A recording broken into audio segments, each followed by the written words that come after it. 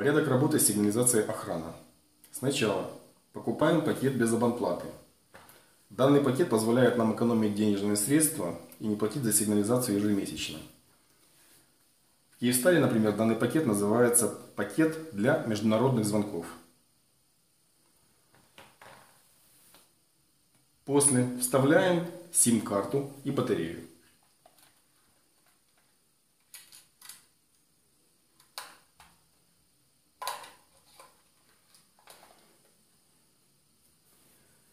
Вносим номер для дозвона. Номер, на который должна звонить сигнализация при сработке. Для этого включаем телефон.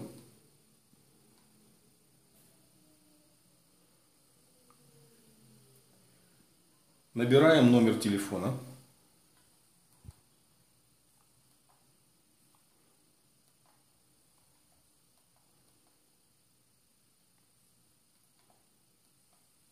Включаем сигнализацию.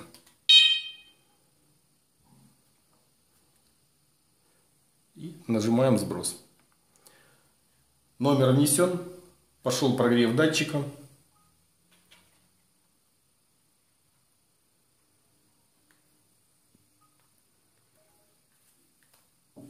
Постановка снятия производится при помощи брелоков.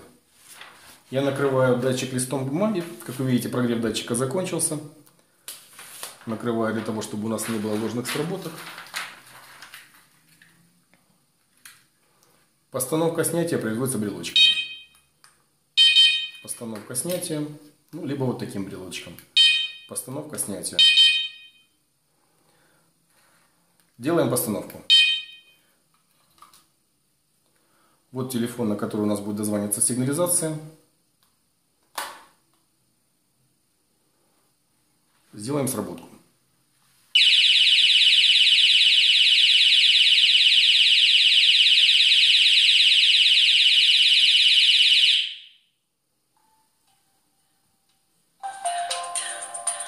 Как вы видите, пошел дозвон.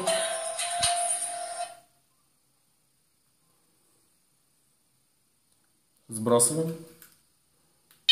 Снимаем с сигнализации.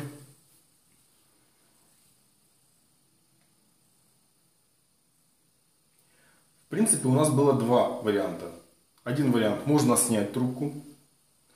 Второй вариант — сбросить и перезвонить для экономии денежных средств. Для того, чтобы оценить правильно ситуацию и прослушать помещение. Второй вариант позволяет нам экономить деньги. Данная сигнализация работает с любыми нормально замкнутыми датчиками. Но, я подчеркиваю но, при применении датчика вибрации сигнализация охрана позволяет предупредить попытку проникновения. То есть защитить от отмычек, высверливания, отжима двери, подпиливания завес.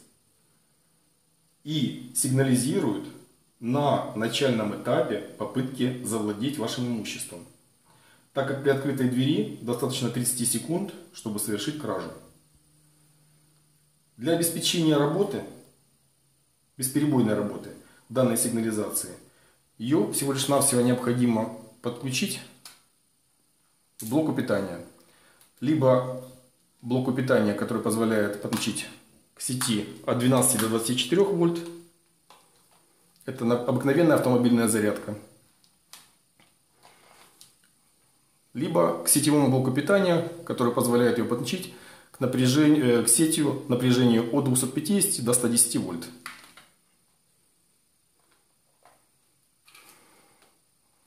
При этом батарея будет заряжаться до 100%, автоматически отключаться, просаживаться на 10-15% и опять подзаряжаться.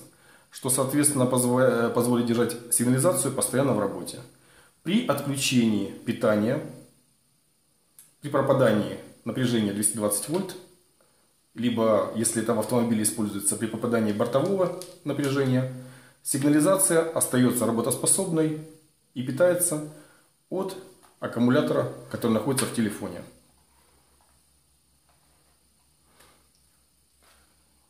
Спасибо за внимание.